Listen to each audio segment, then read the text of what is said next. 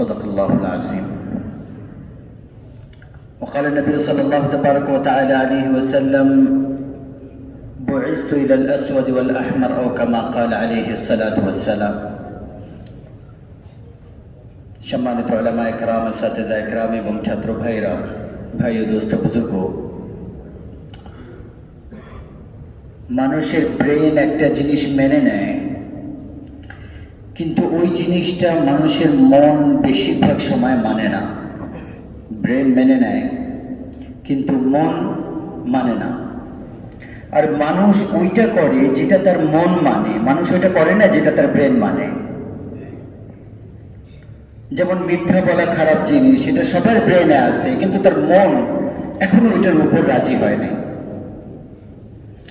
তো মন কখন মানে? মন কিন্তু পড়ার দ্বারা মানে না, মন বলার দ্বারা, দাওয়াতের দ্বারা মানে। এটা সামাআতি স্তর থেকে নিয়ে বিজদানি স্তরে পৌঁছাইতে হবে, যার মধ্যে সঠিক ইলম আছে, সে কোনো অবস্থাতেই আল্লাহ তাআলার সাথে কাউকে শরীক করে না, শিরকের মধ্যে সে পতিত হয় না। জিহালাতের বিষয় তো আলাদা। কিন্তু মুসলমান সে নিজেকে এটা মানাইতে পারে না যে আমাকে আল্লাহকেই মেনে চলতে হবে, এর মধ্যে আর কোন রকম ছাড় দেওয়া যাবে না, এটা সে নিজেকে রাজি করাইতে পারে না। কারণ তার মন এখনো এই কথাকে মেনে নিতে পারেনি। আর দিলের মধ্যে যদি না আসে তাহলে কাজ কিভাবে করবে? এটা দিলের উপর মেহনত হচ্ছে দাওয়াত। দুনিয়া হচ্ছে আসবাবের জায়গা। তো আল্লাহ তাআলা মাআশের আসবাব বানিয়েছেন, আগুন, পানি, বাতাস, মানে এর মুরাক্কাবের দ্বারা বানানো জিনিসপত্র, আর হেদায়েতের আসবাব বানিয়েছেন। এই চিন্তাধারাকে ব্রেন থেকে অন্তরের মধ্যে বসানো, এটা হেদায়েতের ইন্তেহা, লাস্ট স্টেজ। আমাদের কাছে আলো আছে, কিন্তু একটা টিপটিমাটি চেরাগের মতো, যার মধ্যে অন্ধকারে অল্প দেখা যায়। তো সেই ব্যক্তি পরিপূর্ণ বসিরতের সাথে চলতে পারে না। আর যখন এই চিন্তাধারা ব্রেনের দিকে অন্তরে চলে আসে, তখন এটা অনেক বড় সূর্যের মতো চমকানো একটা অন্তর বনে যায়, যেটা অন্ধকারকে আলোতে পরিণত করে দেয়। আর সূর্য নিজে উদিত হওয়ার আগে অনেক অন্ধকারকে দূর করে দেয়। আর যখন সে নিজের চেহারা থেকে নেকাব সরায়, তো তার অল্প একটু ঝলক বড় বড় গভীর অন্ধকারকে আলোতে পরিণত করে দেয়। তো যখন এই যে আমাদের কথা, যেটা আমরা বলেছি, লা ইলাহা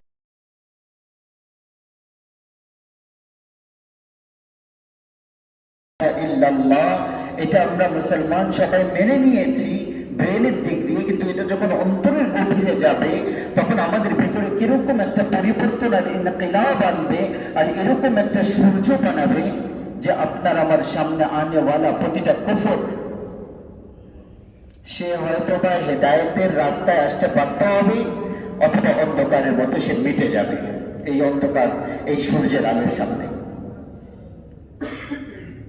তো আমরা এই লা ইলাহা ইল্লাল্লাহর তাকাযাকে অন্তরের মধ্যে বসানোর মেহনত করতে হবে, যেটার মেহনত আমাদের মধ্যে নেই। নামাজ আমরা পড়ি, কিন্তু এই নামাজকে আকলি ভাবে মেনে নিয়েছি, তসলিম করে নিয়েছি, এটা অনেক বড় আমল। আর আল্লাহ তাআলার নবীকে যখনই কোনো প্রয়োজন আসতো, উনি নামাজের দিকে দৌড়াতেন। আর আল্লাহ তাআলা বলেছেন, ওয়াস্তাঈনু বিস-সাবরি ওয়াস-সালাহ, নামাজ পড়ে আমার কাছে সাহায্য চাও, তোমার কাজ বানাও। কিন্তু আমরা একটু আমাদের কলারের ভিতরে তাকিয়ে দেখি, পকেটে টাকা আসলে মন প্রশান্তি লাভ করে না, 2 রাকাত নফলের দ্বারা মন প্রশান্তি লাভ করে। এক ব্যক্তি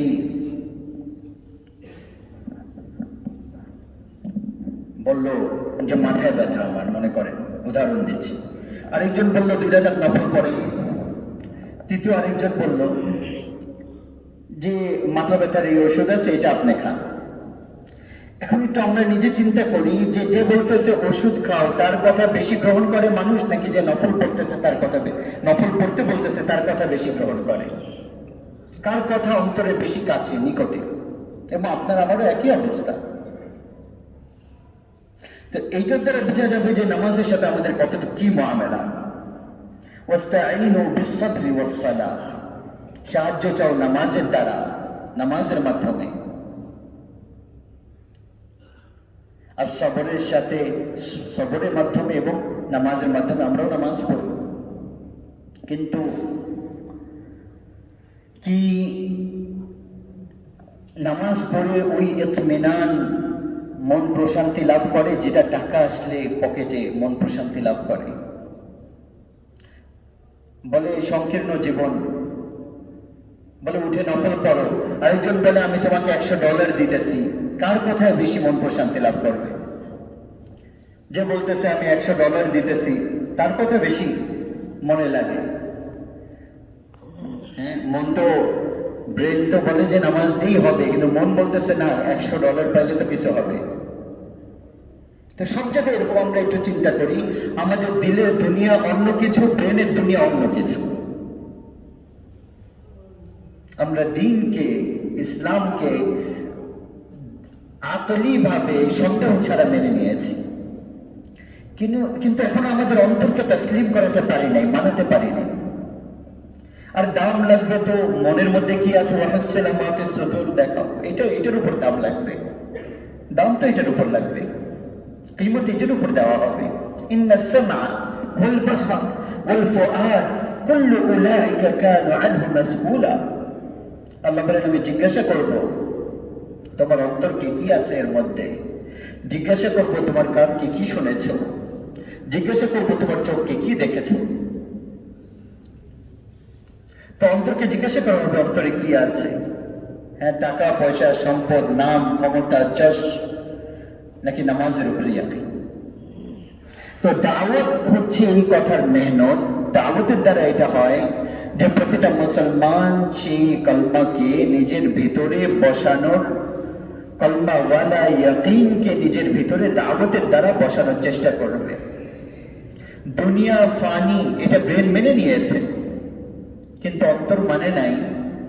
এই জন্য আখিরাত আমরা বিসর্জন দিয়ে দিতেছি, দুনিয়া বিসর্জন দিতে রাজি না।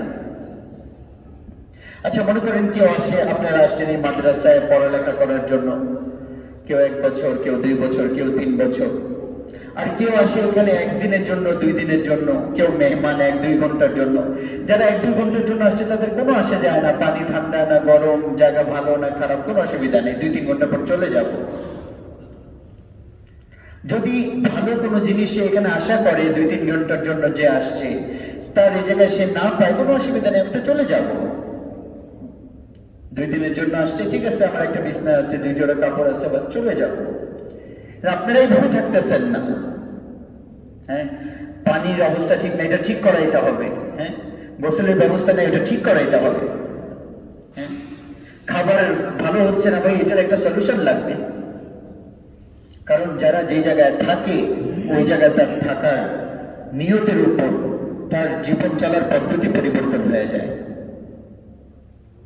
তো যে জায়গায় ব্যক্তি মুসাফির হয় তার জিহাদ পরিবর্তন হয়ে যায়, আর যে জায়গায় মুকিম হয় ওই জায়গায় তার জিহাদ আলাদা হয়, প্রাধান্যতা পরিবর্তন হয়ে যায়। সফরের অবস্থায় জরুরিয়াতকে মুআখার করে দেয়, পিছনে করে দেয়, আর মঞ্জিলে পৌঁছাকে মুকদ্দম করে। যখন সফর যে প্রয়োজন এগুলোর এত পরোয়া করি না, ঠিক আছে, পাইলেও ঠিক আছে, না পেলেও ঠিক আছে, সফরের মধ্যে। হ্যাঁ, আমাদের বাংলাদেশে তো বাসের ছাদের উপরে চলে যায়, ঝুলতে ঝুলতে চলে যায়, পৌঁছতেই তো হবে না।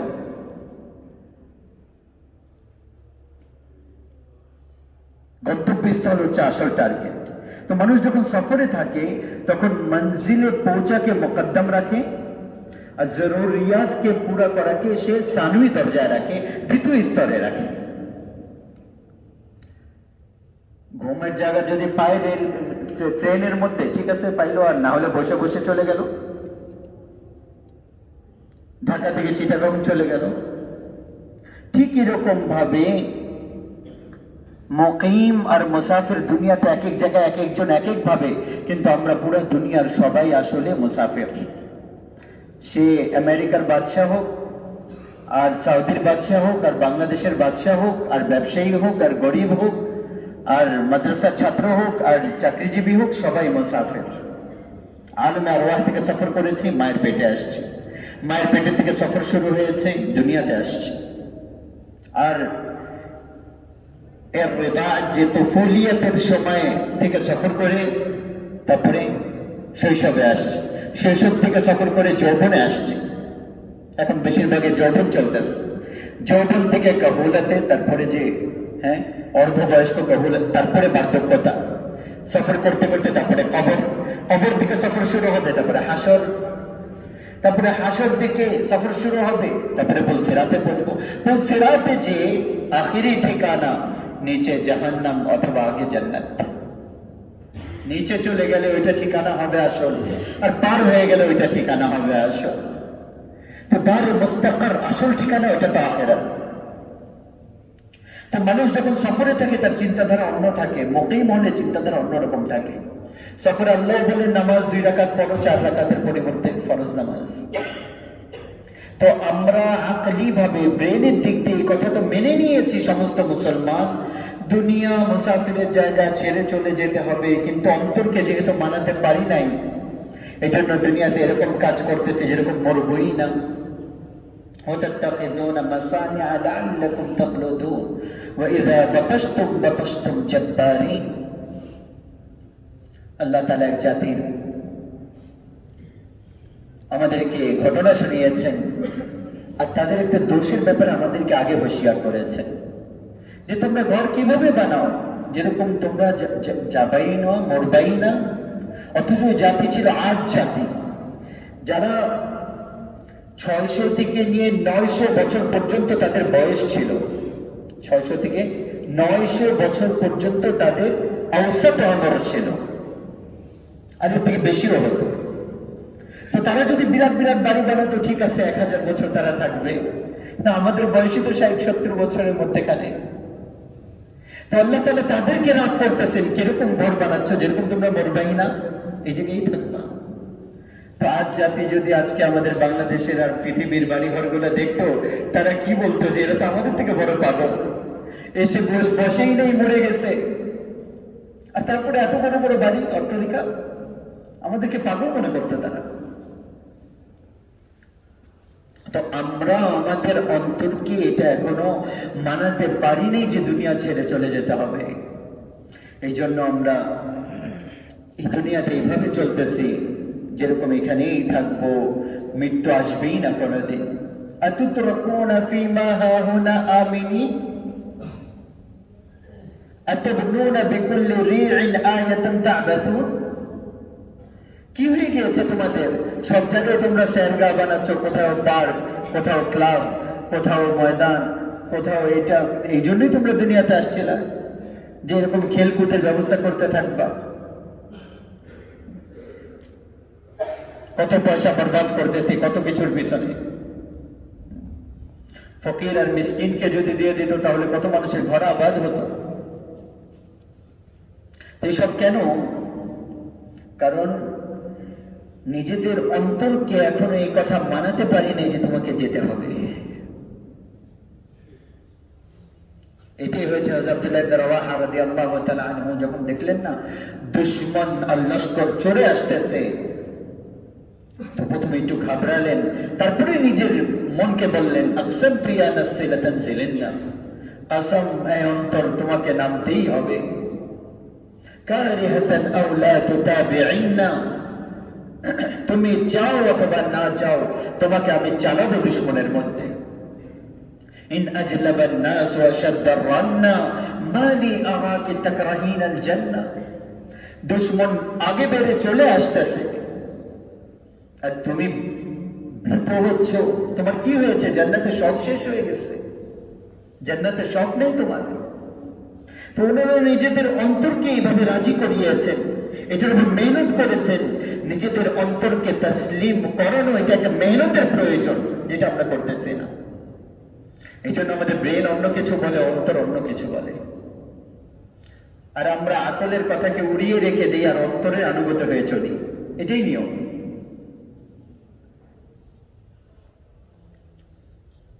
হার্ট স্পেশালিস্ট সমস্ত রোগীকে বলে সিগারেট খেয়েন না, সিগারেট খেয়েন না, সিগারেট, আর তারপরে নিজেই রুমের মধ্যে বসে সিগারেট খেতে থাকে। এই গত 1 মাস আগে আমাদের ঢাকার বাংলাদেশের অনেক বড় হার্ট স্পেশালিস্ট, নাম বলবো না, সারাদিন উনি ওই হার্টের অপারেশন, হার্ট এটা নিয়ে থাকে, আর নিজের রুমে এসে সবার আগে সিগারেটটা ধরায় বসে। আমি বলি, ভাই আপনি আজিব ডাক্তার, পুরো দুনিয়াকে বলেন সিগারেট খেয়ে না, নিজেই খেতে থাকেন। তো হার্টের ডাক্তারের থেকে সবচেয়ে বেশি কে বুঝবে যে এই সিগারেট ক্ষতি করে হার্টের, কিন্তু তার ব্রেন জানে এটা, কিন্তু তার মন এখনো মানে নাই। তো আমরাও এখন অন্তরের হাতে হেরে গিয়েছি। দাওয়াতি মেহনত, যে এই শব্দগুলোকে ব্রেন থেকে অন্তরের মধ্যে বসানো, দাওয়াতের দ্বারা এটা হয়। এটা শুধু তাকরীরের বিষয় না, এটা শুধু পড়ার বিষয় না, অনেক গহরা মেহনত দরকার অন্তরের ইয়াকিনকে পরিবর্তন করার জন্য। যখন এই ইয়াকিন পরিবর্তন হবে, তখন বাস পুরো জগৎ পরিবর্তিত দেখা যাবে, পুরো জাহান পরিবর্তিত দেখা যাবে। এখন দুনিয়ার মানুষের, মুসলমানের ইয়াকিন বলে নাই। আমরা ওই তাআসসুর নিয়ে চলতেছি না, যেটা আল্লাহ তাআলা দেখতে চান, যার মধ্যে একজন মুসলমান চলা উচিত। তো ওই ইয়াকিনকে পরিবর্তন করার মেহনত হচ্ছে দাওয়াত। যে নিজের চাহতের উপর, চাওয়ার উপর, খাহিশাতের উপর চলবো না, যেভাবে আল্লাহ চান সেভাবে চলবো। নিজের ইচ্ছায় চলবো না, যেটা আল্লাহর ইচ্ছা ওইভাবে চলবো। এটা মিটে যাওয়ার ঘর। এই দুনিয়ার সাথে মন না লাগাই, আখিরাতের সাথে মন লাগাই। আমরা মুসাফির, এই জায়গায় কিছু প্রয়োজন পুরো হবে, কিছু হবে না। আমরা কোথাও সফরে যাচ্ছিলাম আমেরিকায়, কুয়েতে আমাদের প্লেন থামলো। তো ওই জায়গায় এয়ারপোর্টে একটু, যে জায়গায় আমরা বসছিলাম ওখানে পানি ছিল না, বসার জায়গা ঠিক ছিল না। তো আমরা বললাম যে ঠিক আছে, কয়েক ঘন্টা পর তো এখান থেকে চলে যাবো, এখানে তো থাকবো না, কি পানি আর কি বসার জায়গা, অসুবিধা নেই। নামাজের একটা জায়গা ছিল, ওই জায়গায় বসে গেলাম, আর ওই জায়গায় কিছুক্ষণ শুয়ে থাকলাম, তারপরে উঠলাম, তারপরে নামাজ পড়ে ওখান থেকে রওনা হয়ে গেলাম। আমরা ওই জায়গায় থাকার ব্যবস্থা পাই নাই, কোনো পানি পাই নাই, কিন্তু মনের মধ্যে এটা আসেনি যে আমাদের সাথে আয় কি হয়ে গেল। আমরা মুসাফির কখনো প্রয়োজনকে সামনে রেখে চলে না। কিন্তু যার গন্তব্যস্থল দূরে হয়, সে তো রাতের প্রথম অংশ থেকে তৈরি করে সফর শুরু করে। তো আমরা মৃত্যুর মুসাফির, আখিরাতের রাহি আমরা পথিক। দুনিয়া আমাদের মঞ্জিল না, এটা রাহ গুজার, মঞ্জিল না। আজকের দুনিয়ার জ্ঞান আর আজকের সায়েন্স আর আজকের মাগরিবের, পশ্চিমাদের কালচার আমাদেরকে দুনিয়াকে গন্তব্যস্থল হিসেবে দেখাচ্ছে। আর আল্লাহ তাআলার আম্বিয়া আলাইহিস সালাম আর আল্লাহর মাহবুব রাসূলুল্লাহ সাল্লাল্লাহু আলাইহি ওয়াসাল্লাম নিজের ইলম দিয়ে, নিজের জ্ঞান দিয়ে আমাদেরকে দুনিয়া গুজারগাহ হিসাবে দেখিয়েছেন, অতিবাহিত করার জায়গা। এজন্য আমি বললাম যে একজন মুসাফির আর একজন মুকিম, দুইজনের চিন্তাধারা একরকম হবে না। আম্বিয়া আলাইহিস সালামের ইলম বলে দুনিয়া থাকার জায়গা না, আর দুনিয়ার জ্ঞান বলে দুনিয়া থাকার জায়গা। যে থাকার মনে করবে তার চিন্তাধারা একরকম হবে, যে অতিবাহিত করার জায়গা মনে করবে তার চিন্তাধারা আরেক রকম হবে। আল্লাহ এবং তার রাসূল এটার উপর মুত্তাফিক, এটা গুজারগাহ, এটা থাকার জায়গা না। শয়তান আর তার সমস্ত চেলারা মুত্তাফিক, একমত, দুনিয়া থাকার জায়গা, কিয়ামের জায়গা, আরাম আর আয়েশের জায়গা। এখন আমরা আমাদের মনকে এটা মানাইতে চাই যে না না না না না, তুমি মুসাফির, তুমি মুসাফির, তোমাকে যেতে হবে, তোমাকে ছেড়ে যেতে হবে এই দুনিয়া। তুমি মুসাফির, এই জাহান ছেড়ে চলে যেতে হবে।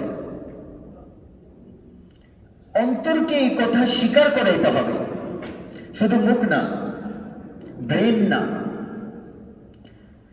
লক্ষ কোটিবার মুখ আর ব্রেন আওয়াজ করুক, যতক্ষণ পর্যন্ত অন্তর না মানবে, অন্তর না বলবে, ততক্ষণ পর্যন্ত শরীর এটাকে মানবে না, শরীর এটা কর্মে পরিলক্ষিত করবে না।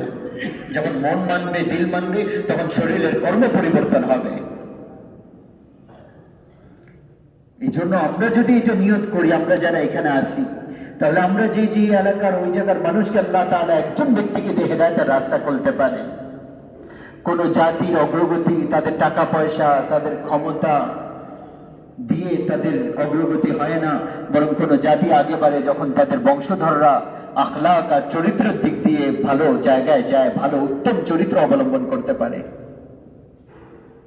আজকে পুরো দুনিয়ার মানুষ এটা মনে করতেছে রাস্তা সুন্দর হওয়া এটা কাজ, নিজেকে ভালো সুন্দর বানানো কাজ মনে করে না। জিনিস পরিষ্কার হওয়া কাজ মনে করে, নিজের ভিতরকে সাফ করা এটা কাজ মনে করে না। দুনিয়ার মানুষকে রাজি করা নিজের কাজ মনে করে, জমিন আসমানের বাদশাকে রাজি করা নিজের কাজ মনে করে না।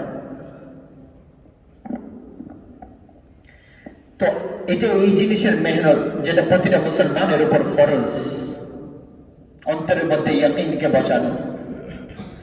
আর আসবাব পর্যন্ত মানুষ আসবাবকে সাথে নিয়ে কতদিন চলবে? মৃত্যু পর্যন্ত। কিন্তু রাসূলুল্লাহ সাল্লাল্লাহু আলাইহি ওয়াসাল্লামের আমাল দিয়ে আর দ্বীন দিয়ে কিয়ামত পর্যন্ত সে লাভ উঠাবে। একবার নামাজ পড়বে, অনন্ত অসীমকালের সওয়াব পেতে থাকবে। 10,000 টাকা খরচ হয়ে গেল, ওটা তো আর আসবে না, ওটা খরচ হয়ে গেল। কিন্তু আজকে যে আমরা জুমার নামাজ পড়বো আর ফজর নামাজ পড়লাম, এটা কিয়ামত পর্যন্ত আর জান্নাতে অনন্ত অসীমকাল এটার বদলা পেতে থাকবো। তো আমাদের আমালের উপর অন্তর চলে আসে। আসবাব দুনিয়া সাজ সরঞ্জাম দিয়ে আমরা ওই প্রশান্তি না পাই যাতে করে আমাল দিয়ে যেটা পাবো, এরকম অন্তর বানাই। আমাল দিয়ে যেরকম আল্লাহ শুয়েছিলেন উল্টা হয়ে। একবার আল্লাহ রসুল একটা কথা ফার্সিতে বলছেন সারা জীবনে। আল্লাহ রসুল ফার্সিতে একটা কথা বলছেন সারা জীবনে, বললেন দর্দ শিকম আবু হুরায়রা। এটা বুখারী শরীফের মধ্যে আছে, আপনারা পড়বেন ইনশাআল্লাহ। দর্দ শিকম আবু হুরায়রা, পেটে ব্যথা। আল্লাহ রসুল ফার্সিতে কথা বলছেন একবার সারা জীবনে, এই শব্দ বলেছেন। ইরান থেকে মানুষরা আসতো, ইয়ামানও তখন ইরানের আনুগত ছিল এবং ওইখানে ইরাক হুদুদ ছিল, তো আসতো। তো কিছু কিছু শব্দ আল্লাহ রসুল শিখে নিয়েছিলেন।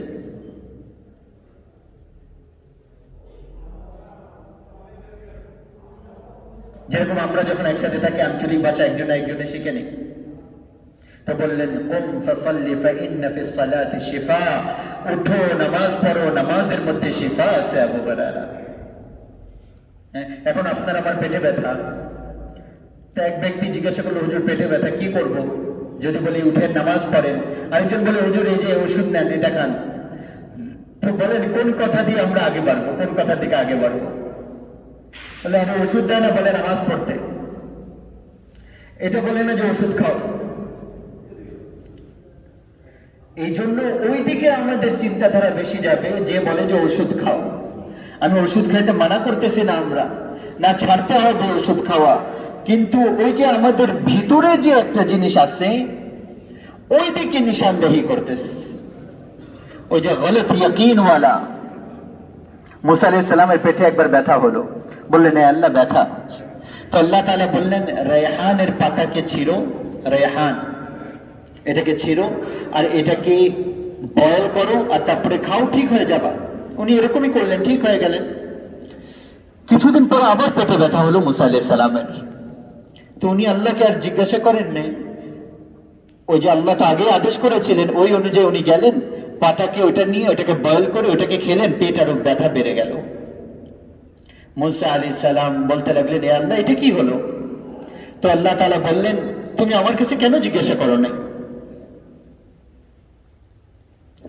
প্রথমবার জিজ্ঞাসা করেছেন তো ওটার মধ্যে আমি শিফা দিয়েছি, এখন যখন জিজ্ঞাসা করেন নাই তো ওটার মধ্যে শিফা দেওয়া হয়নি। আমাকে জিজ্ঞাসা করতেন।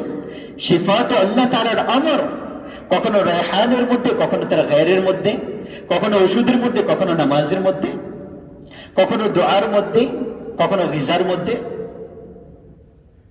তো আমরা আমল করে ইতমিনান মাহসুস করি, মন প্রশান্তি লাভ করে, নাকি দুনিয়ার সবব যেগুলো আছে, দুনিয়ার ঔষধ সাজ সরঞ্জাম যেগুলো আছে এগুলো অবলম্বন করে মন প্রশান্তি লাভ করে?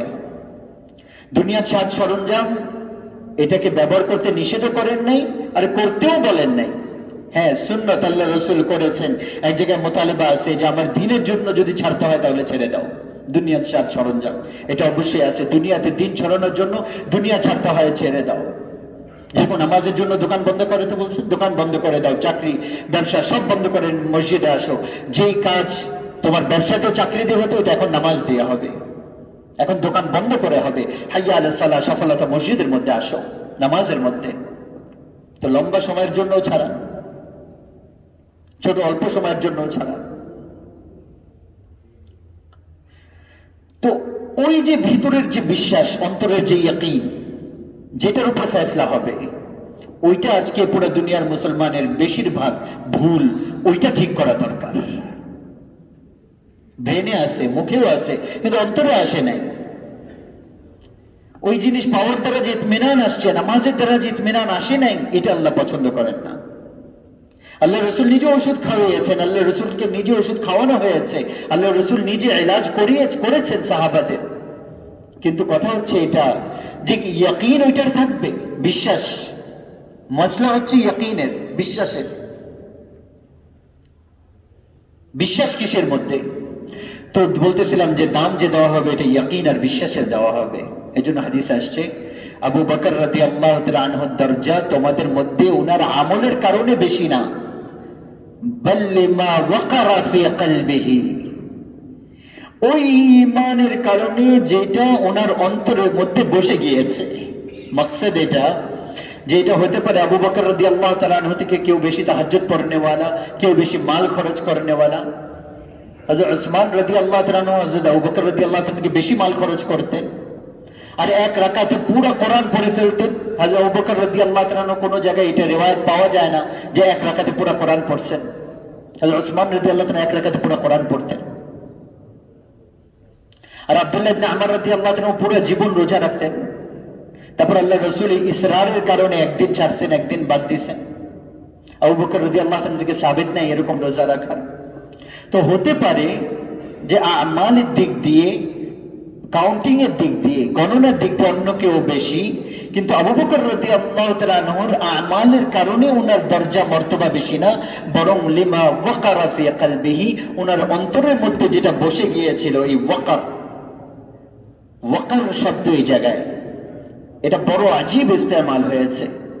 যে ওয়াকার বলা হয় উটের উপর বোঝ দেওয়াকে। ওয়াকার যে শব্দ আরবিতে, আওকারতুল জাবাল, আমি উটের উপর বোঝ দিয়েছি। উটের উপর এত বোঝ দেওয়া যে সে পরিপূর্ণভাবে তার দুই দিকে এরকম ভাবে না, দুই দিকে এরকম দিয়ে দেয়। আমাদের দেশে তো উট নাই, যে মানে উট যেসব দেশে আছে, অনেক দেশে আল্লাহ তাআলা দেখাইছেন ওই জায়গায় এরকম দুই দিকে ভারী করে দিয়ে দেয়। তো উটকে বোঝাল করে দেওয়া, ভারী, ওয়াকার, পরিপূর্ণ করে দেওয়া। তো আল্লাহ রাসূল আবু বকর রাদিয়াল্লাহু তাআলা অন্তরকে উদাহরণ দিয়েছেন একটা সাওয়ারির সাথে। একটা উট মনে করেন, অথবা যে কোনো সাওয়ারি, যানবাহন। আর ঈমানকে উদাহরণ দিয়েছেন ওজনের সাথে, বোঝের সাথে। যে যেরকম যানবাহন ওজন উঠায় পরিপূর্ণ ভরপুর করে ফেলে, ঠিক এরকম ভাবে আবু বকর রাদিয়াল্লাহু তাআলা ঈমান ওনার অন্তরের উপর এরকম ওজন রাখে যে আবু বকর রাদিয়াল্লাহু তাআলা অন্তর ওইটাকে উঠানোর মধ্যে বোঝ অনুভব করতেছে। এটা হচ্ছে লিমা ওয়াকারা।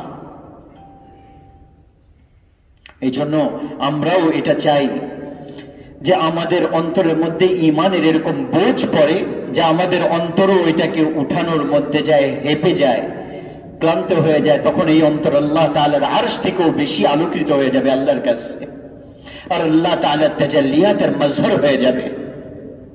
আর আরশের থেকে বেশি একে আল্লাহ তাআলা প্রশস্ত করে দেবেন। কারণ আল্লাহ তাআলা তো আরশের উপর সীমাবদ্ধ না, কিন্তু এই অন্তর এত বড় হয়ে যায়, এর মধ্যে আল্লাহ তাবারক ওয়া তাআলার রহমত চলে আসে। এই জন্য বলতেছিলাম দাওয়াত হচ্ছে ওই মাধ্যম যেটার দ্বারা এই ঈমান আর আমালের ইয়াকিন ব্রেন থেকে, মুখ থেকে অন্তরের মধ্যে চলে আসে, আর যার পরিবর্তে আল্লাহ তাআলার কাছে মানুষের দাম লাগবে। তো এটার আসার মাধ্যম হচ্ছে হিজরত, ঘর থেকে বের হওয়া, আর তারপরে ঈমানের দাওয়াত দেওয়া, আর ঈমানের মেহফিলকে কায়েম করা, প্রতিষ্ঠিত করা, ঈমানের মজলিস লাগানো। মসজিদের মধ্যে ইমানের হালকা লাগানো, সাধারণ মানুষ যারা কাজের থেকে ফারিগ হয়ে মসজিদের দিকে চলে আসবে, মসজিদের অভ্যেসগত উম্মতকে বানাইতে হবে। আর যারা মসজিদের আদি হয়ে যায়, অভ্যেসগত হয়ে যায়, ফেরেশতারা তাদের হামনাশীন হয়ে যায়, তাদের সাথে বসনেওয়ালা হয়ে যায়। অসুস্থ হলে ফেরেশতারা তাদের অবস্থা জিজ্ঞাসা করতে যায়, যে মসজিদে আসার অভ্যেস করে। কোন প্রয়োজনের মধ্যে আটকে গেলে ফেরেশতারা তাদের সাহায্য করে। দোয়া করলে ফেরেশতারা আমিন বলতে থাকে। এই জন্য সম্মানিত হাজিরিন, পুরো দুনিয়ার মানুষের ইয়াকিন পরিবর্তন হয়ে যায়। এই প্রোগ্রামের তাহাত হচ্ছে দাওয়াতের মেহনত। এটা শুধু এই পর্যন্ত সীমাবদ্ধ না যে আমরা বাস নিজের জাতি দিক দিয়ে দিনের উপর চলনেওয়ালা হয়ে যাব আর কোরআন আর হাদিস পড়ে নিব, বরং পুরো দুনিয়ার মানুষের ইয়াকিন পরিবর্তন হয়ে যায়, তাদের রূহ আল্লাহ তাআলার দিকে ফিরে যায়, আল্লাহর সাথে সম্পর্ক হয়ে যায়। ইয়াকিনের সাথে টকরাতে হবে। পুরো দুনিয়ার ইয়াকিন হচ্ছে মাল দিয়ে, সম্পদ দিয়ে, ক্ষমতা দিয়ে কাজ হয়। আমরা ইয়াকিনের দাওয়াত দেব যে আল্লাহ থেকে কাজ হয়, আর আমাল তার মাধ্যম, আল্লাহ রাসূলের জিন্দেগি তার মাধ্যম। এই ইয়াকিনের যখন একটা পরিপূর্ণতা আসবে, তখন এই দুই ইয়াকিন আপোষে টকরাও হবে। এক আল্লাহ ওয়ালা ইয়াকিন, আর একটা আতম ওয়ালা ইয়াকিন। তারপরে যাদের কাছে আল্লাহ ওয়ালা ইয়াকিন থাকবে তারা গালিব এসে যাবে। আর এটা আসছে পুরো দুনিয়াতে এর আগেও। এই জন্য ইয়াকিনের পরিবর্তন দাওয়াতের মাধ্যমে, ইলম যেটা শিখতেছি এটা পুরো দুনিয়ার মানুষের কাছে পৌঁছানোর জন্য, শুধু নিজের মধ্যে সীমাবদ্ধ না থাকে। এই জন্য আমরা প্রতিদিন এটাকে সামনে রেখে কিছু সময় দিই।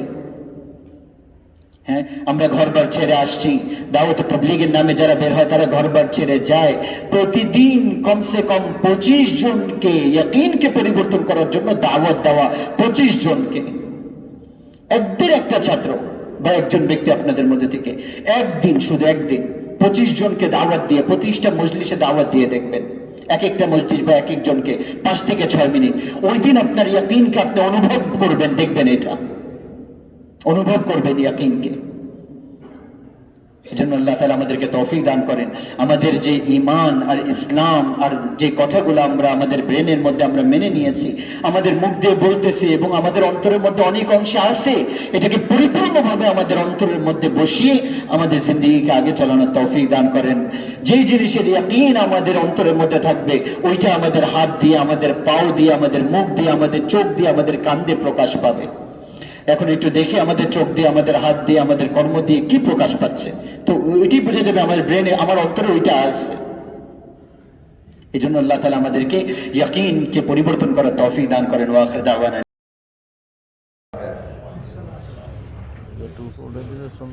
রাসূলুল্লাহ সাল্লাল্লাহু আলাইহি ওয়াসাল্লাম আমাদেরকে যেরকম নামাজ, রোজা, হজ, যাকাতের দ্বীন, ইসলাম পদ্ধতি শিখিয়েছেন, ঠিক এরকম ভাবে আমাদের কথাবার্তা, আমাদের চলাফেরা, আমাদের মুআমালাত, আমাদের মাশারাত, আমাদের লেনদেন, আমাদের চরিত্র, আমাদের ব্যবহার কেমন হবে, এটাও আমাদেরকে শিখিয়েছেন। রাসূলুল্লাহ সাল্লাল্লাহু আলাইহি ওয়াসাল্লাম বলেছেন যে তোমার জবানকে কাবু করো, তোমার আখলাককে, তোমার ব্যবহারকে ঠিক করো, তাহলে তুমি সবচেয়ে উত্তম মুসলমানে পরিণত হবা।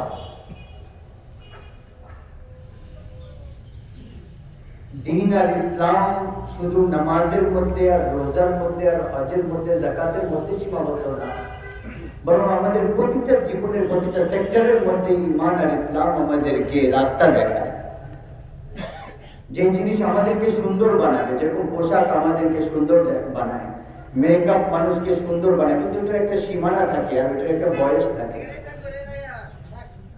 কিন্তু যে আমাদের নবীর যে আখলাক আছে, এটা আমাদের প্রতিটা মুহূর্তে আমাদেরকে সুন্দর বানাতে থাকবে, সুন্দর বানাতে থাকবে, সুন্দর বানাতে থাকবে। আপনি 60 বছর জীবিত থাকেন অথবা 60,000 বছর জীবিত থাকেন, আল্লাহর কসম আপনার আমার জীবন শেষ হয়ে যাবে, নবীর আখলাক শেষ হবে না। আমরা যদি মসজিদকে ডেকোরেট করতে থাকি, এখন তো ছোট, এটাকে যদি বড় বানায়, 1 বছর, 5 বছর, 10 বছর যদি এটাকে ডেকোরেশন করা হয়, আর তারপরে যদি কোনো মিলিমিটার জায়গা যদি খালি না থাকে, সব ভরে গেল, তারপরে আমরা কি করব? অথবা একটা মানুষকে যদি মেকআপ করেন, হ্যাঁ, ওই জায়গায় একজনকে সাজাতে লাগলেন, সাজাতে থাকেন, মেকআপ করতে করতে করতে করতে করতে এক সময় বলবেন যে জানাব বাস, আর মেকআপ করা সম্ভব না। একটা মেয়েকে বিবাহের জন্য সাজানো হচ্ছে 1 ঘন্টা, 2 ঘন্টা, 3 ঘন্টা, 4 ঘন্টা, 5 ঘন্টা, বলবে এর থেকে বেশি আর সম্ভব না, ওর থেকে বেশি হলে আরো খারাপ হয়ে যাবে। তো একটা সীমানা আছে, সবকিছু একটা সীমানা আছে, তারপরে ওর মধ্যে আর বেশি অতিরিক্ত করা যায় না। কিন্তু আমাদের নবীর চরিত্র, আমাদের নবীর আখলাক, ওই মেকআপ যে আপনি আমি মরে যাব, কিন্তু আমাদের নবীর আখলাকের মেকআপ শেষ হবে না। এটা এরকম মাফ করে দেওয়া, ঝুঁকে যাওয়া, সহ্য করে নেওয়া, ছাড় দেওয়া, গালি থেকে বাঁচা, মিথ্যা থেকে বাঁচা, গীবত থেকে বাঁচা, মানুষকে ধোঁকা দেওয়া থেকে বাঁচা। 90% আখলাক আমাদের জিহ্বার মধ্যে। আল্লাহ রাসূল বলেছেন মুআজ এক সাহাবীকে রাদিয়াল্লাহু আনহু, তোমাকে আমি পুরো ইসলামের সারাংশ বলবো। তো আল্লাহ রাসূল কি করলেন, নিজের জিহ্বাকে বাইরে বের করলেন আর এরকম 2 আঙ্গুল দিয়ে ধরলেন, 2 আঙ্গুল দিয়ে নিজের জিহ্বাকে রাসূলুল্লাহ সাল্লাল্লাহু আলাইহি ওয়াসাল্লাম ধরলেন আর তারপরে ছাড়লেন আর বললেন যে মুআজ, পুরো ইসলামের সারাংশ এটা যে তুমি তোমার জিহ্বাকে কাবু করে ফেলো, তোমার জবানকে কাবুতে রাখো, তোমার কথাকে তুমি কাবুতে রাখো।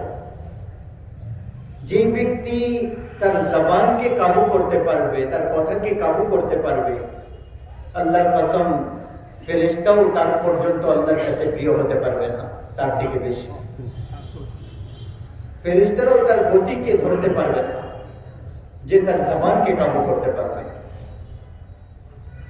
কারণ সমস্ত খারাপই এখান থেকে শুরু হয়।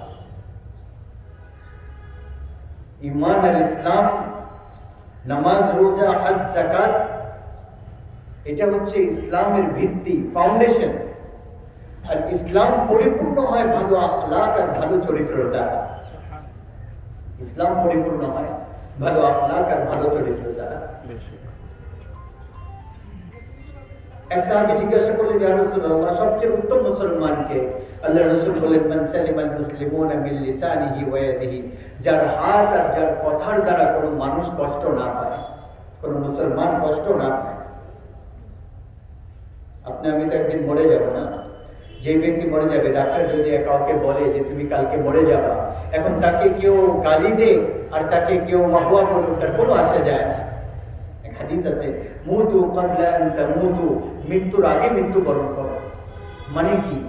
যে আমাকে কেউ, এখন আমি তো মরবই কিছুদিন পরে, তো মৃত্যুর আগে মৃত্যুবরণ করো। কেউ তোমাকে ভালো বলুক, তোমার কি ক্ষতি, কি লাভ? আর কেউ তোমাকে খারাপ বলুক, তোমার কি ক্ষতি? যদি আল্লাহ রাজি, তাহলে মুর্দাবাদ আর জিন্দাবাদ দিয়ে কোনো অসুবিধা নেই তোমার। হযরত উজার রাদিয়াল্লাহু আনহুকে এক ব্যক্তি গালি দিতেছিলেন, তো উনি বললেন, বেটা, একটা ঘাটি সামনে আসতেছে, ওই জায়গায় যদি আমি পড়ে যাব, অপমানিত হয়ে যাব, তাহলে যা বলতেছো এর থেকে বেশি যোগ্য আমি। আর যদি আমি পার হয়ে যাব, তাহলে তোমার গালি দিয়ে আমার কোনো আসে যায় না।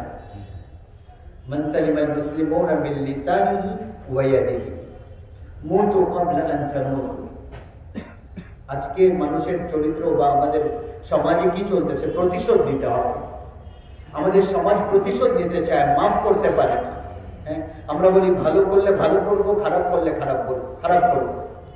এটা আমাদের সমাজে আজকে প্রতিষ্ঠিত হয়ে গেছে। এক বাবা বলতেছিল আমাকে যে আমার ছেলে কোনোদিন কাউকে আগের থেকে সালাম করতে হয় না, সবাই তাকে সালাম করে। তা আমার ছেলে কখনো কাউকে সালাম করতে হয় না, সবাই তাকে সালাম করে। মানে কেউ যদি তাকে, মানে সে গর্বের সাথে বলতেছে যে আমার ছেলে কাউকে সালাম করে না কোনো, যেটা সবচেয়ে বড় দর্শনীয় বিষয়, ওইটা গর্বের বিষয় হয়ে গেছে। আমার ছেলে কোনোদিন আগে বেড়ে কাউকে সালাম করে না, সবাই তাকে সালাম করে। তো মা বাপ যখন বাচ্চাকে এই সবক দিবে, তো বাচ্চাদের কি দোষ? আমাদের সমাজের মধ্যে একটা শোনাইলে আমরা 10টা শোনাই। আমরা এটা নিয়ত করি যে আমাদেরকে 100টা শোনাইলে আমরা একটাও শোনাবো না। আহনাফ ইবনে কাইস রাহমাতুল্লাহ আলাইহি অনেক বড় আলেম ছিলেন। ওনাকে বললেন একজন যে তুমি আমাকে একটা বললে আমি 10টা শোনাবো। তো উনি উত্তরে বললেন, ভাই, তুমি যদি আমাকে 100টা শোনাইলে আমার পক্ষ থেকে একটা উত্তরও পাবা না। এক ব্যক্তি ওনাকে অপমান করতেছিল, উনি হাঁটতেছিলেন আর গালি দিতেছে তাকে। যখন উনি নিজের এলাকার কাছে আসলেন তো দেখলেন যে এখানে আমার পরিচিত মানুষরা থাকে, যদি কেউ শুনবে যে তুমি আমাকে গালি দিতেছো তোমাকে ধরে মারবে। তো আমি বাইরে দাঁড়ায় গেলাম, তুমি তোমার জোর পুরা করো, আমাকে যা ইচ্ছা বলে নাও, যাতে করে আমি ভিতরে ঢুকলে আমার কারণে তোমাকে কেউ কষ্ট না দেয়। তো সে পাও ধরে মাফ চেতে লাগলো, বললো অবশ্যই তুমি বড় আখলাকওয়ালা। মানুষ ওনার পরীক্ষা নিতে আসতো, উনি অনেক ধৈর্যের ক্ষমতার অধিকারী ছিলেন। এরকম মানুষ বলতো কেউ আছে আপনাকে রাগ উঠাইতে পারবে, তো কেউ পারতো না আমার রাগ উঠাতে। এরকম একজন আরব সর্দার ছিল মাআন ইবনে যায়েদা, সেও অনেক বেশি ধৈর্যের অধিকারী ছিল। একবার মানুষের মধ্যে শর্ত লাগলো, কেউ আছে মাআন বিন যায়েদাকে রাগ উঠাইতে পারবে, তাকে আমরা পুরস্কার দেব। এক কবি বললো আমি রাগ উঠাবো। তোমরা দেখবা যে যেরকম জানোয়ারের মতো সে চিৎকার করতে থাকবে রাগে। তো মাআন বিন যায়েদা সে আরব সর্দার ছিল এলাকায়, তার দরবার লাগানো ছিল। ওই ব্যক্তি ঢুকলো। এক সময় মাআন বিন যায়েদা অনেক গরিব ছিলেন, পরে আল্লাহ তাআলা তাকে অনেক বড় সর্দারি দিচ্ছেন। বনু আব্বাসের গভর্নর ছিল। তো সে বলল, দাঁড়িয়ে ভরা মজলিসের মধ্যে কথা বলতে লাগলো, বললো আরে তোমার মনে আছে যে তোমার বিছানা যখন বকরির চামড়া ছিল আর তোমার জুতা উটের চামড়া ছিল? তো উনি বললেন কেন মনে থাকবে না, কেউ অতীত ভুলতে পারে? অবশ্যই মনে আছে। দেখলো যে প্রথম যে আক্রমণ সেটা বৃথা গেল, কাজ হলো না। তো বললো ফাসুবহানাল্লাযী আ'তাকা মুলকান ওয়া 'আল্লামাকাল জুলুস 'আলাস সারিরি। তাহলে সমস্ত প্রশংসা তো ওই আল্লাহ তাআলা, যিনি তোমার মতো মানুষকে সিংহাসনে বসাইছে। বললো হ্যাঁ অবশ্যই সমস্ত প্রশংসা আল্লাহ তাআলার, আমার তো কোনো যোগ্যতা নেই। তারপরে সে বললো সাআরাহু আন দিয়ারিন আনতা ফিহা ওয়া আনজার আয-যামানু 'আলাল ফাকিরি। যে জায়গায় তোমার মতো ক্ষমতাধর থাকে ওই জায়গায় আমি থাকতেই চাই না, আমি এলাকা ছেড়ে চলে যাব, আমার যতই কষ্ট হোক। ভরা দরবারের মধ্যে একজন গভর্নরের সাথে কথা বলতেছে, সাধারণ একজন মানুষ। তো গভর্নর উত্তরে বললেন, আচ্ছা ভাই, তুমি যদি আমার এলাকায় থাকবা আমি তোমার ইকরাম করব, আর তুমি যদি যাইতে চাও তাহলে রাফাকাতকা সালাম, তোমার যাওয়ার সমস্ত ভালো ব্যবস্থা আমি করে দেব। তো এখন উনি রাগ করলেন না, তো বললেন ফাজিদলি ইয়া ইবনা নাকিসাতান বিমালিন। কি বললেন? এ নোংরা মায়ের সন্তান, আমাকে কিছু দাও, আমি টাকা ছাড়া সফর কিভাবে করব? দেখেন কাউকে মায়ের গালি দেওয়া, আল্লাহ মাফ করুন, আর আরব সর্দার গভর্নরকে ভরা মজলিসে নোংরা মায়ের ছেলে, আমাকে কিছু দাও, আমার যেতে হবে। তো উনি বললেন যে 3000 স্বর্ণ মুদ্রা একে দিয়ে দাও। তো সে বলল কালিলুম মা আ'তাইতানি ওয়া ইন্নী লাআতমাউ মিনকা ফিল কাসীরি। এটা তো অনেক কম দিছো আমাকে, আরো দাও। বলল 3000 স্বর্ণ মুদ্রা আরো দিয়ে দাও। তো যে রাগ করে আসছিল, কবি ছিল, সে বলল দাঁড়াও দাঁড়াও দাঁড়াও, এখন আমি তোমার আসল তোমাকে বলবো। সাআলতুল্লাহ আন ইয়াবকিকা যখরা ফামা লাকা ফিল বারিয়াতি মিন নাযীরি। আমি আল্লাহর কাছে দোয়া করি, আল্লাহ তোমার মতো মানুষকে ভালো রাখে, তোমার মতো দুনিয়াতে কোনো মা জন্মই দেয় না। ফামিনকাল জুদু ওয়াল ইফদালু হাক্কা ওয়া ফাযলু ইয়াদাইকা কাল বাহরিল গাযীলি। তুমি দানবীর, তুমি করিম, আর সমুদ্র তোমার দানবীরতার সামনে কিছু না। তখন উনি বললেন, আচ্ছা ভাই, তুমি আমার বদনাম করছো, আমি 6000 দিছি, এখন তুমি আমার প্রশংসা করলা, তো 10000 স্বর্ণ মুদ্রা একে আরো দিয়ে দাও। বলার উদ্দেশ্য এটা যে কথাগুলো শুধু আমাদের কাছে গল্প বা কাহিনী থেকে গেছে, জীবনে নেই। কোথায় পাওয়া যাবে এরকম মানুষ? আমাদের সমাজের মধ্যে প্রতিশোধ নেওয়ার একটা বদলা নিতে হবে। বদলা না নিতে পারলে মনে করে যে আমি ছোট হয়ে গেছি, সে আমার সাথে করছে, আমাকে করতে হবে তার সাথে। আল্লাহ রাসূল বলেছেন উত্তম দরজার মুসলমান সে যে চুপ হয়ে যায়, সালামতি হয়ে যায়, অন্যদের জন্য শান্তির কারণ হয়। মান সালিমাল মুসলিমুনা মিন লিসানিহি ওয়া ইয়াদিহি। এখন আরেকজন সাহাবী জিজ্ঞাসা করলেন, আইয়ুল ঈমানি আফদাল, ইয়া রাসূলুল্লাহ, সবচেয়ে উত্তম দরজার ঈমান কি? ইসলাম কি বলছে? কলমা, নামাজ, রোজা, হজ, যাকাত। আলা দরজার ইসলাম মান সালিমাল মুসলিমুনা মিন লিসানিহি ওয়া ইয়াদিহি।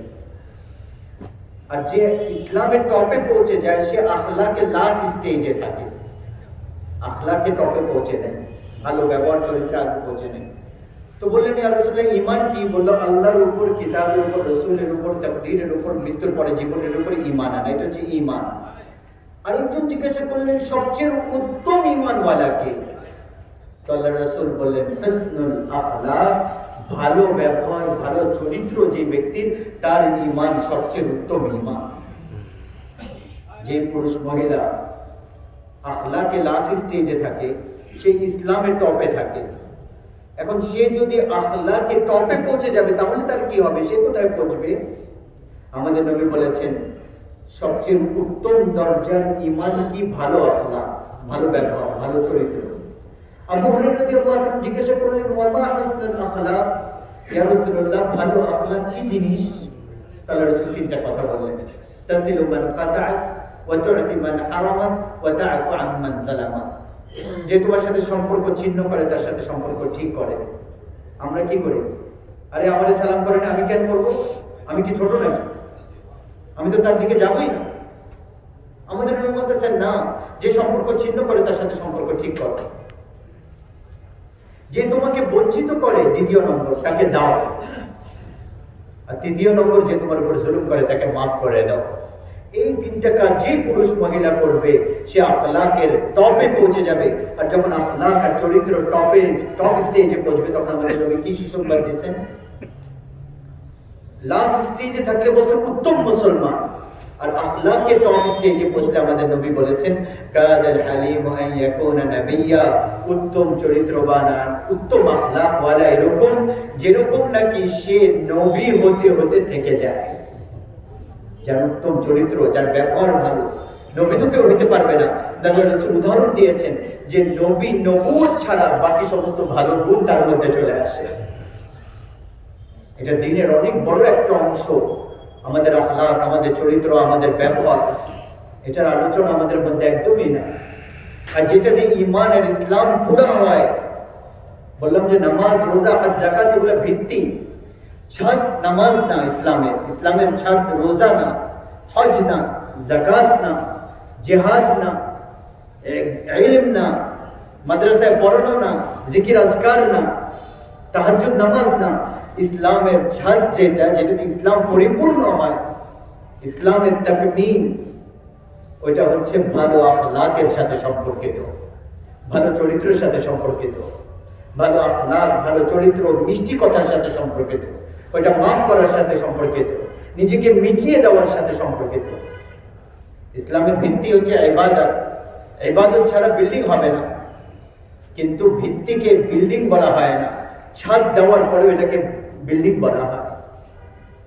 এই সময় আমাদের কাছে যে ঈমান আর ইসলাম আছে, আল্লাহ তাআলা পৃথিবীর অনেক দেশে নিয়েছেন। হ্যাঁ, মুসলমানদের মধ্যে যত ইসলাম দিন যতটুকু আছে, ইবাদতের দিন কিছুটা আছে, আখলাক আর ভালো চরিত্রের দিন আমাদের মধ্যে একদমই নাই। আর হেদায়েত মানুষ তখন পাবে, আর নন মুসলিমদের জন্য ইসলামের দরজা তখন খুলবে যখন আল্লাহর নবীর আখলাক আর চরিত্র পুরুষ মহিলাদের মধ্যে আসবে, মুসলমানদের মধ্যে আসবে। এখন অসম্পূর্ণ দিন নিয়ে আমরা চলতেছি, আর তারপরেও আল্লাহ তাবারক ওয়া তাআলা মুসলমানকে টিকিয়ে রেখেছেন। কিন্তু যখন এই আমাদের চলাফেরা নবুয়তওয়ালা আল্লাহর রাসূলের চরিত্র আখলাকের সাথে হবে, নবুয়তওয়ালা কথার সাথে হবে, তো আল্লাহর কসম তখন পাহাড়ও সামনে আসলে মুসলমানের সামনে চূর্ণ বিচূর্ণ হয়ে যাবে। পাহাড়কে রাস্তা দিতে হবে, বাতাসকে দিক পরিবর্তন করে নিতে বাতাস বাধ্য হবে, তুফানকে থেমে যেতে হবে। কারণ ঈমান, ইবাদত আর আখলাক, এই দুইটা জিনিস যখন পুরুষ মহিলা মুসলমানের মধ্যে আসবে তখন তার সামনে কোনো কিছু দাঁড়াতে পারবে না, কোনো শক্তি দাঁড়াতে পারবে না। আজকে চারিদিকে খারাপ ব্যবহার, খারাপ চরিত্র আর খারাপ আখলাকের ক্যান্সার ছড়িয়ে পড়ছে চারিদিকে। আর 90% আখলাকের যে সম্পর্ক ওইটা জিহ্বার সাথে, কথার সাথে, এটাকে বড় হেফাজত করে ব্যবহার করতে হবে। লোকমান আলাইহিস সালাম বলেছেন, আমি কখনো চুপ থাকার কারণে আমি লজ্জিত হই নাই, আমি যখনই লজ্জিত হয়েছি কথা বলার কারণে লজ্জিত হয়েছি। সব মানুষ মদ খায় না, সবাই ব্যভিচার করে না, সবাই রাত্রে বেলা সুদ খারাপ কাজ করে না, সুদের ব্যবসা সবাই করে না, কিন্তু সবার মুখের মধ্যে এই বিষাক্ত জিনিস, সবার মুখের মধ্যে, যে হয়তোবা কোবরা সাপের মধ্যে ওই বিষ নাই, আজকে আপনার আমার কথার মধ্যে থেকে যেরকম বিষ নির্গত হয়, কোনো প্রভাব নেই এটা, যে আমি আমার ইমানকে, আমার দিনকে আগুন লাগাই দিতেছি, কারো গীবত করে, কারো দোষ আলোচনা করে, কারো মনে কষ্ট দিয়ে। মাঝ ইবনে জাবাল রাদিয়াল্লাহু আনহু বলেন, তাবুকের থেকে আমরা ফেরত আসতেছিলাম, তো আমি দেখলাম আল্লাহর নবী একা বসে আছেন, আমি দৌড় দিয়ে গেলাম, বললাম ইয়া রাসূলুল্লাহ আম্বিনি বিআমালিন উদখিলিয়ানি আল জান্নাহ, ইয়া রাসূলুল্লাহ আমাকে কিছু আমল তো বলেন, জান্নাতে ঢুকে পড়তে পারবো। বললেন, আল্লাহ রাসূল বললেন, সাআলতুল্লাহ আন আযীম, মুআজ অনেক বড় বিষয় জিজ্ঞাসা করেছো, আল্লাহ সহজ করলে হতে পারে। তা'বুদুল্লাহ ওয়া লা তুশরিক বিহি শাইআ, এক নম্বর শিরক করবা না, আল্লাহর ইবাদত করবা। তো কিমুস সালাতাল মাকতুবা, ফরজ নামাজ আদায় করবা। তো আদ্দিস যাকাতাল মাফরুদা, ফরজ যাকাত আদায় করবা। ওয়া তাসুমা রমাদান, আর রমজানে রোজা রাখবা। তারপর আল্লাহ রাসূল আগে আরো বললেন, ইন শি'তা আনবাতুকা বিআবওয়াবিল জান্নাহ, এখন যদি তুমি বলো তোমাকে জান্নাতের দরজায় পৌঁছায় দিব, বলবো জান্নাতের দরজা কি? বলে আজাল ইয়া রাসূলুল্লাহ, অবশ্যই বলেন ইয়া রাসূলুল্লাহ।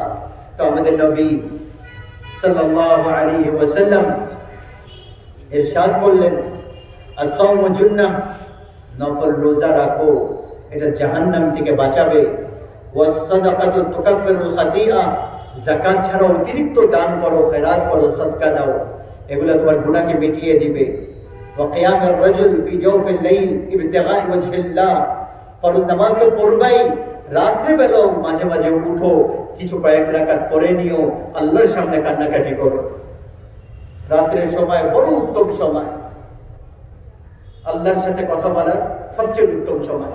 তারপর আল্লাহ রাসূল বলেন, ইন শি'তা আনবাতুকা বিরাসিল আমর ওয়া উমুদিহি ওয়া যিরওয়াতিস সিনামিহি, এখন যদি তুমি চাও তাহলে আমি তোমাকে ভিত্তি বলবো বা ফাউন্ডেশন বলবো, আমি তোমাকে তার পিলার বলবো, আর আমি তোমাকে তার চটি বলবো।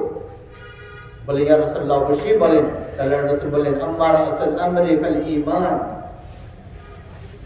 ঈমান, আম্মা রাসুল আমরি ফাল ঈমান, ঈমান হচ্ছে ভিত্তি, আর এটার পিলার হচ্ছে নামাজ, আর ওইটার ছাদ হচ্ছে আল্লাহর রাস্তায়, হ্যাঁ আল্লাহর রাস্তায় বের হওয়া। আর তারপর আবার বললেন, ইন শি'তা আনবাতুকা বিমিলাকি হাযা কুল্লি, এখন যদি তুমি বলো তাহলে আমি তোমাকে পুরা নসিহত যা করলাম তার সারাংশ বলবো। আর শব্দ কি বললেন, যদি তুমি চাও তাহলে আমি তোমাকে পুরা কথার বাদশা বলবো, পুরা দ্বীন ইসলামের বাদশা বলবো। মিলাক বলছেন মিল্ক থেকে, মানে মালিক, মালিক বাদশাকে বলা হয়। বাদশা কেন বলছেন, সারাংশ কেন শব্দ ব্যবহার করেন নাই? কারণ বাদশা তোমার, তো সম্পদ তোমার, দেশ তোমার, জনগণ তোমার। তো আল্লাহ রাসূল বলেন, এ মুআজ, আমি এখন যে আমল বলতেছি এটা যদি তোমার হয়ে যায় আর তুমি এটা করে নাও, তাহলে পুরা ইসলামের তুমি বাদশা হয়ে যাবে, সমস্ত অন্য অন্য আমলগুলো তোমার আনুগত হয়ে যাবে, পুরো দিন তোমার জন্য সহজ হয়ে যাবে। তখন দুইজন দৌড় দিয়ে আল্লাহ রাসূলের কাছে আসলেন। আল্লাহ রাসূল বললেন, আমি ভয় পেলাম না, উনি বললেন আমি ভয় পেলাম যে দুইজন এসে আল্লাহ রাসূলকে ব্যস্ত না করে দেয় আর আমার কথার মধ্যে এখানে থেকে না যায়। আমি তাড়াতাড়ি বললাম, ইয়া রাসূলুল্লাহ, ইয়া রাসূলুল্লাহ, ইয়া রাসূলুল্লাহ, ওই পুরো দ্বীনের বাদশা, পুরো ইসলামের সারাংশ ওটা কি, ওটা কি? রাসূলুল্লাহ সাল্লাল্লাহু আলাইহি ওয়াসাল্লাম আবার জিহ্বা বের করলেন, এরকম ভাবে জিহ্বার মধ্যে আঙ্গুল দিয়ে জিহ্বা দেখালেন আর বললেন, মুআজ, এই জিহ্বা হচ্ছে পুরা দ্বীনের বাদশা, এই তোমার কথা এটা হচ্ছে পুরা ইসলামের বাদশা, এইটাকে কাবু করো, পুরা ইসলাম তোমার আনুগত হয়ে যাবে। আর যদি এটা আজাদ হয়ে যাবে, স্বাধীন হয়ে যাবে, পুরা ইসলাম তোমার হাত থেকে বের হয়ে যাবে। তাহলে মুআজ বললেন, ইয়া রাসূলুল্লাহ, আনা আখুযু বিমা নাকুল, কি মুখের কথার কারণে ধরা হবে? আল্লাহ রাসূল বললেন, সাকিলাতকা উম্মুকা ইয়া ইবনে জাবাল, আরে জাবালের সন্তান, আমি তো তোমাকে অনেক বুদ্ধিমান মনে করতাম। فهل يكب الناس في نار جهنم على مناخر وجوههم إلا حصائد ألسنتهم আল্লাহ রাসূল বলেন, মুআজ তুমি কিয়ামতের দিন দেখবা সবচেয়ে বেশি জাহান্নামের মধ্যে ধাক্কা দিবে মানুষকে এই কারণে যে তার মুখের কথা খারাপ হবে, তার ব্যবহার খারাপ হবে, তাই সে গীবত করবে মানুষকে গালি দেওয়ার কারণে, হ্যাঁ মানুষের দোষ আলোচনার কারণে, গালি দেওয়ার কারণে। আজকে মানুষের কলিজাকে, মানুষের কথা বলে মানুষের কলিজাকে একদম ধ্বংস করে ফেলে। আর তারা জানেও না যে তারা নিজেদের ঈমান আর ইসলামকে নিজের কথার দ্বারা আগুন লাগায় দিতেছে। ঈমান আর ইসলাম কি বলে জানেন? বলে যে যে নাচে তার মধ্যেও দোষ খোঁজো না, যে সিনেমা করে তাকেও তার মধ্যেও দোষ খোঁজো না। আর আমরা কি করি? নামাজির মধ্যে দোষ খুঁজি, রোজাদারের মধ্যে দোষ খুঁজি। কখনো এটাও তো দেখি আমার ভিতরে যে আমি কি করতেছি। যে নিজের ভিতরে দেখে না সে মাফ করবেন তওবা ছাড়া মৃত্যুবরণ করে। যে অন্যদের দোষ দেখতে থাকে তার তওবা নসিব হয় না। যে অন্যদের ব্যাপারে অন্ধ হয়ে যায় আল্লাহ তাআলা তাকে তার দোষ, হ্যাঁ যে অন্যদের ব্যাপারে অন্ধ হয়ে যায়, অন্যদের দোষ দেখে না, আল্লাহ তাকে তার নিজের দোষ দেখায়, তওবা করার তৌফিক দেয়। এজন্য আমাদের নবী বলেছেন, মুআজ এই জিহ্বা এটা হচ্ছে পুরা ইসলামের, পুরা দ্বীনের সারাংশ। এটাকে কাবুতে রাখো, সর্ব অবস্থায় এটার উপরে লাগাম লাগায় রাখো, তাহলে তোমার দ্বীন সালামত, তোমার ইসলাম সালামত, তোমার জান্নাতের রাস্তা সহজ। আজকে ঘরগুলা নষ্ট হয়ে যাচ্ছে, ভাই ভাই দুশ্মন হয়ে গেছে, স্বামী স্ত্রীর মধ্যে মারামারি আর আগুন জ্বলতেছে। এক মায়ের বুকে লালন পালন হনেওয়ালা এক ভাই আরেক ভাইয়ের মুখের উপর বন্দুক ধরে রাখছে। কেন? শুধু এই মুখের কথার কারণে। এটা ওই বিষ যেটা মানুষের হাড্ডিকেও শেষ করে দিচ্ছে। তরবারি দিয়ে আক্রমণ করলে ওইটা আস্তে আস্তে কিছুদিন পরে ঠিক হয়ে যায়, কিন্তু মানুষের কথা দিয়ে যে মানুষ কষ্ট পায় এটা আর কোনোদিন ঠিক হয় না। এই জন্য এই মেসেজ দেওয়া দরকার যে নবুয়তওয়ালা আল্লাহ রাসূলের আখলাক চরিত্র আমাদের মধ্যে নিতে হবে। গীবত থেকে মুখকে বন্ধ করি, হ্যাঁ মানুষের অভিযোগ, মানুষের দোষ দেখা থেকে নিজের চোখকে বন্ধ করি। আমাদের নবী বলেছেন, গীবত করা, মানুষের দোষ আলোচনা করা ব্যভিচার, জিনা থেকে বড় গুনাহ, ব্যভিচারের থেকে বড় গুনাহ। কারণ এটা সমাজকে ধ্বংস করে দেয়, মানুষ সমাজের মধ্যে ঘৃণার আগুন লাগিয়ে দেয়। আর আমাদের নবী বলেছেন যে আমাকে বলো আইয়ুল আমল ইসলামে আওসাক, ইসলামের সবচেয়ে মজবুত আমল কোনটা? তো সাহাবারা বললেন আল জিহাদ। ইয়া রাসূলুল্লাহ, ইসলামের মজবুত আমল জিহাদ? বললেন না। ওয়া হাসানুন ওয়া মা হুয়া বিহি, হ্যাঁ ঠিক আছে জিহাদ ভালো জিনিস, কিন্তু সবচেয়ে মজবুত আমল না। তারপর বললেন সালাহ, ইয়া রাসূলুল্লাহ নামাজ? বলে ওয়া হাসানাতুন ওয়া মা হিয়া বিহা, নামাজ অনেক ভালো জিনিস, কিন্তু ওইটা না যেটা আমি শুনতে চাচ্ছি। সাহাবারা বললেন আল হজ, ইয়া রাসূলুল্লাহ হজ? বলে ওয়া হাসানুন মা হুয়া বিহি। ইয়া রাসূলুল্লাহ রোজা? বলে ওয়া হাসানুন মা হুয়া বিহি। এগুলা অনেক বড় ভালো আমল, কিন্তু সবচেয়ে মজবুত আর সবচেয়ে উঁচা না। সাহাবারা বললেন ইয়া রাসূলুল্লাহ তাহলে আপনিই বলেন সবচেয়ে উত্তম আমল কি, উঁচা আমল কি? আল্লাহ রাসূল বললেন ইন্না আওসাকা আমল ইসলাম আল হুব্বু লিল্লাহ, ইসলামের সবচেয়ে মজবুত আমল ওইটা আপোষে আল্লাহর জন্য একজন আরেকজনকে ভালোবাসা, মহব্বত করা। আর এই মহব্বতকে সবচেয়ে বেশি যে আগুন লাগায় সেটা মুখের কথা। চারদিকে তীর তরবারি কখন চলে? হ্যাঁ ট্যাঙ্ক চলছে কোনোদিন আমরা দেখছি আমাদের চোখে না, কিন্তু মুখের তীর আর মুখের ট্যাঙ্ক প্রতিদিন বের হচ্ছে, গুলি বের হচ্ছে। দিনের প্রতিটা আমল ওইটা সৌন্দর্য, যেরকম মানুষের সৌন্দর্য তার সুস্থতার সাথে সম্পর্কিত। সুন্দর কিন্তু অসুস্থ তো এই বেচারা হাড্ডির টুকরা দেখা যায়।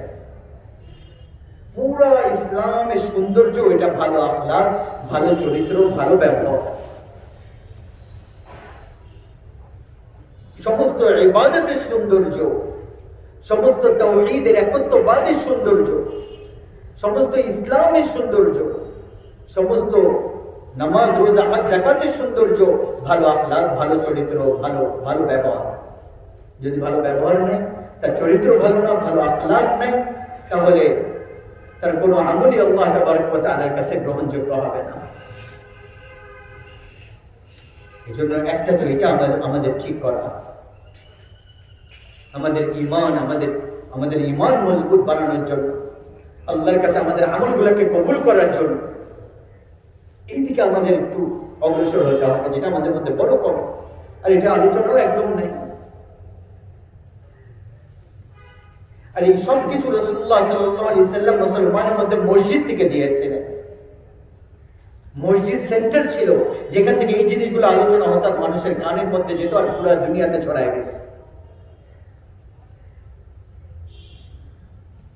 আল্লাহ তাআলা আমাদেরকে এত সুন্দর একটা মসজিদ দিয়েছেন, আর আমাদের নবী সর্বপ্রথম মসজিদ বানাইছেন, তারপরে নিজে ঘর বানাইছেন, আর মসজিদ বড় বানাইছেন। আমাদের রাসূল মসজিদ বড় বানিয়েছে।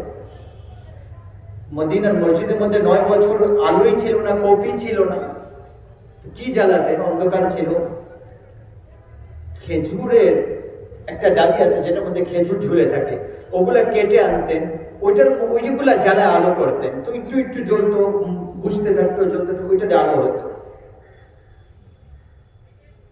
তো এক সাহাবী তামিম দারি রাদিয়াল্লাহু তাআলা আনহু, উনি সিরিয়াতে গিয়েছিলেন ব্যবসার জন্য। ওখানে উনি দেখলেন ওই যে কপি তেলের মধ্যে সুতা দিয়ে, ওই জায়গা থেকে উনি কপি নিয়ে আসছেন আর মসজিদের মধ্যে জ্বালাইছিলেন। আল্লাহ রসুল আসলেন মসজিদে মাগরিবের নামাজে, বললো কে আমার মসজিদকে আলোকিত করে দিল? যদি আজকে আমার মেয়ে থাকতো তাহলে তার বিবাহে আমি তাকে দিয়ে দিতাম, আমার মেয়েকে তার বিবাহে দিয়ে দিতাম। তো নওফল বিন হারিস রাদিয়াল্লাহু আনহু বললেন, আমার মেয়ে তো আপনার মেয়ের মতো, তো আমার মেয়ে আমি তাকে বিবাহ দিয়ে দিলাম। মসজিদকে আলোকিত করার কারণে আল্লাহ রসুলের পরিবারের মেয়েকে বিবাহের মধ্যে পেয়ে গেছে। একটা তো মসজিদকে সুন্দর বানানো, মসজিদকে আলোকিত করা বাহ্যিক ভাবে, আরেকটা হচ্ছে আমাদের অন্তরের মধ্যে ঈমানের নূর আলোকিত করা, এটা মসজিদের মধ্যে হয়। আর আমাদের যে বংশধর যারা আছে, আমাদের যে নসল আছে, তাদেরকে নুরানি ঈমান আর ইসলাম দেওয়ার জন্য তাদেরকে মসজিদের সাথে সম্পৃক্ত করি। যুবকরা মসজিদ থেকে বড় দূরে সরে গেছে। আমরা ছোটবেলায় যখন এই ধানমন্ডিতে সব বাচ্চারা, আমরা আশেপাশে যারা ছিলাম, মক্তবে মসজিদে আসতাম প্রতিদিন। এখন এটা বন্ধ হয়ে গেছে। মসজিদ যদি না থাকবে না, মসজিদের সাথে মুসলমানের সম্পর্ক না থাকবে, ঈমান আর ইসলাম থেকে দূরে চলে যাবে। ব্রাজিল, আর্জেন্টিনায় 1 লক্ষ মুসলমান, না 1 কোটি আরব বংশধর মুসলমান যারা ইসলাম থেকে মুরতাদ হয়ে গেছে, তারা একটা সময় আসছিল, তারা ওই জায়গায় মসজিদ বানায় নেয়, টাকা পয়সার পিছনে দৌড়েছে। এখন মুসলমানদের এত টাকা যে পুরো বাংলাদেশ কিনতে পারবে ওইখানকার মুসলমানরা, কিন্তু একটা মসজিদ তারা বানায় নেয় তখন, যার কারণে ঈমান আর ইসলাম থেকে হাত ধুয়ে ফেলছে। এখন যদি আমাদের বাচ্চাদেরকে আমরা মসজিদের সাথে সম্পৃক্ত না করব, তাহলে তারাও আমাদের হাত থেকে ছুটে যাবে। মান বানা লিল্লাহি মসজিদান বানাল্লাহু লাহু বাইতান ফিল জান্নাহ। একজন আরব আমাদেরকে শোনাচ্ছিলেন, কাল রোজালি বলতেছিলেন যে মসজিদ বানিয়েছে সৌদিতে। বললাম আমি 1 টাকাও কারোর কাছ থেকে নেই, ওইখানে তো বড় বড় মসজিদ, খুব আলিশান মসজিদ হয়, তো সে আলিশান মসজিদ বানিয়েছে, 1 কারোর কাছ থেকে টাকা নেয় না। তো বানানোর পরে একদিন উনি স্বপ্নে দেখলেন যে বড় সুন্দর একটা মহল, প্যালেস জান্নাতে। তো বললো এটা কার? বললো এটা আপনার। বললো কেন? বললো তুমি যে আল্লাহর ঘর মসজিদ বানাইছো এই জন্য। তো পাশে দেখলো আরেকটা এরকম মহল। বললো এটা কার? বললো এইটা যে তোমার মসজিদে সহযোগিতা করছে তার মহল। তো সকালে তার চোখ খুললো, বললো আমি তো কারোর কাছ থেকে 1 টাকাও নিই নাই, তো কে মহল পাইলো? এটা কে সাহায্য করলো? তো সে মিস্ত্রি মজদুর সবাইকে একসাথে করলো, বললো তোমরা কারোর কাছ থেকে ফান্ড নিছো? কারো ফান্ডিং করছে মসজিদ বানানোর জন্য? না, আমরা কারোর কাছ থেকে করিনি। তো জিজ্ঞাসা করতে করতে করতে করতে করতে এক মজদুর বললো, দিন মজুর বললো যে আমি পানি দিতেছিলাম বালতি দিয়ে, তো বালতি ভেঙে গেল। এক মহিলা যাচ্ছিল, তো আমি তার কাছ থেকে ওই বালতি নিয়ে এনেছি আর ওই বালতি দিয়ে পানি দিছি, এতটুকু। বললো ওই মহিলাকে খোঁজো। তো ওই মহিলাকে খুঁজতে খুঁজে ওই মহিলাকে বের করলো। তো ওই যে ধনী ব্যক্তি যে মসজিদ বানিয়েছে, সে ওই মহিলাকে বললো তুমি যে বালতি দিছিল না, ওইটা আমার কাছে বিক্রি করে দাও, 5 রিয়াল না। বললো আমি দিব না। 5 রিয়াল থেকে দাম বাড়াইতে বাড়াইতে 10 লক্ষ রিয়াল পর্যন্ত সে দিতে রাজি হয়েছে। ওই মহিলা ওই মালটি বিক্রি করে নেই তার কাছে। তারপরে মহিলা হাসলো, বললো যে দেখো, যেই স্বপ্ন তুমি দেখছো ওই স্বপ্ন আমিও দেখছি, আমি বালতি দিব। যেই স্বপ্ন তুমি দেখছো ওই স্বপ্ন আমাকেও আল্লাহ দেখাইছে, আমি এই বালতি দিব না। অল্প একটু সহযোগিতা করার কারণে কি হয়ে গেল? তো যার যেরকম সমর্থ আছে সে সেরকম সহযোগিতা করবে আল্লাহর ঘর বানানোর মধ্যে। এই জন্য আল্লাহ তাআলা আমাদেরকে এত সুন্দর একটা ঘর দিয়েছেন। এটাকে আগে বাড়ানোর প্রতি সপ্তাহে অল্প, এর আগে আরো ডিটেল বলছি, এই সপ্তাহে অল্প সংক্ষেপে বললাম যে ইনশাআল্লাহ সার্ভে করার জন্য মনে হয় লোক আসছিল নাকি? লোক আসছিল, সার্ভে করে গেছে আলহামদুলিল্লাহ। আমরা এই গত সপ্তাহে প্রধানমন্ত্রীর কাছে বাবলা ভাই সহ আমরা গিয়েছিলাম, উনি সার্ভে করার জন্য লোক পাঠাইছে। আমরা সবাই এটা আবেদন, আমরা চাই যে আমাদের এলাকার মধ্যে মসজিদ বাড়ে, মসজিদ বাড়লে এটা তো আমাদেরই লাভ, আমাদের বাচ্চারা মসজিদের সাথে সম্পৃক্ত হবে, ইমানের ইসলামের পরিবেশ পাবো। এই জন্য আমরা সবাই যার যার সামর্থ্য অনুযায়ী সহযোগিতা করার চেষ্টা করি। যদি সহযোগিতা না করতে পারি, টাকা পয়সা দিয়ে, শক্তি দিয়ে করি, মেধা দিয়ে করি, বুদ্ধি দিয়ে করি, হ্যাঁ, মানুষকে কথা দিয়ে করি, যেভাবে পারি সহযোগিতা করতে থাকি। এর বদলে আল্লাহ তাআলা আপনাকে আমাকে অবশ্যই দিবেন। আল্লাহ তাআলা আপনাকে আমাকে উত্তম চরিত্র আখলাক বানানোর তৌফিক দান করেন, আর মসজিদকে আগে বাড়ানোর মধ্যে অংশ নেওয়ার তৌফিক দান করেন। ওয়া আখির দাওয়ানা আলহামদুলিল্লাহি রাব্বিল আলামিন। যারা সুন্নাত পড়ে নেই, সুন্নাত পড়ে নেই।